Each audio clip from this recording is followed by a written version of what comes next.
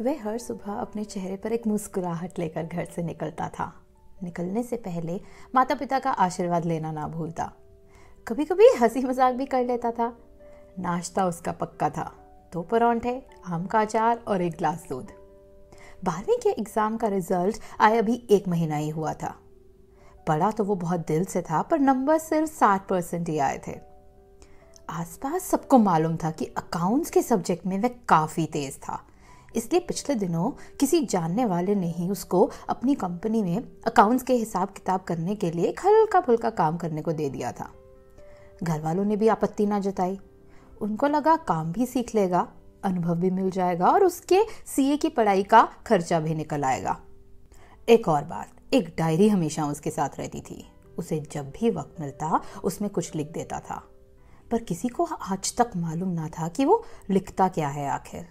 एक बार तो करीबी दोस्त ने छीन कर पहला पेज खोल ही दिया था, तो उसने झपट्टा मारकर वापस ले ली थी। बहुत संभाल कर रखता था वो इस डायरी को।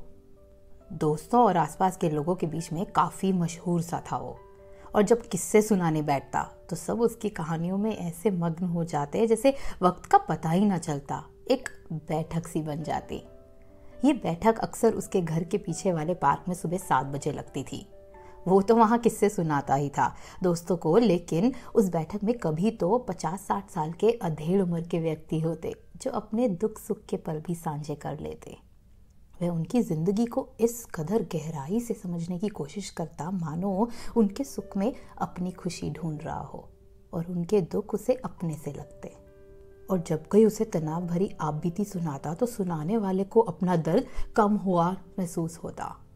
कभी किसी बच्चे की खेलते हुए बॉल उस बैठक के नजदीक आ जाती तो वह खुद उठकर देने जाता और उस समय अपनी जेब टटोलता। अगर कोई टॉफी चॉकलेट मिल जाती तो बॉल के साथ वो भी दे आता। बच्चों के साथ बच्चा बन जाना, हम उम्र के साथ अटखेलियां करना और बड़ों के साथ समझदारी बरतना, कुछ ऐसा सा ही था वो। पर देखने में कितना खुश लगता था ना वो। उसके चेहरे को देखकर कोई जान भी ना पाता कि दरअसल अंदर कितना खालीपन महसूस करता था वो। ऊपर से हंसता था पर मन में एक हलचल थी। कई बार तो वह खुद ही ना समझ पाता कि वो महसूस क्या कर रहा है। हंसता था, नौकरी पर जाता था, बैठक की जान था, सीए एंट्रेंस की तैयारी में भी कोई कमी ना छोड़ रहा था और चेहरे पर एक शिकन नहीं, और फिर भी उसके मन को सुकून नहीं था। सारी सारी रात जाग कर काट देता था। आज भी जब नींद ना आई तो वह उसी डायरी को खोलकर बैठ गया। कुछ पन्ने पलटने लगा। अपने ही लिखे शब्दों को पढ़कर उदास हो गया। फिर पास ही रखे पेन को उठाया और लिखने लगा। उसके शब्द कुछ ऐसे थे आज। बड़े भैया, 7 साल पहले आप हमें छोड़कर उस दुनिया में चले गए जहाँ से लौटकर कोई वापस नहीं आता। फिर भी तब से आज तक कोई भी पल आपको याद करे बिना नहीं निकला। मैं यही दुआ करता हूँ कि जहाँ होगे खुश होगे, बहुत खुश। और मैं कोशिश कर रहा हूँ यहाँ खुश रहने की, आप चिंता मत करना।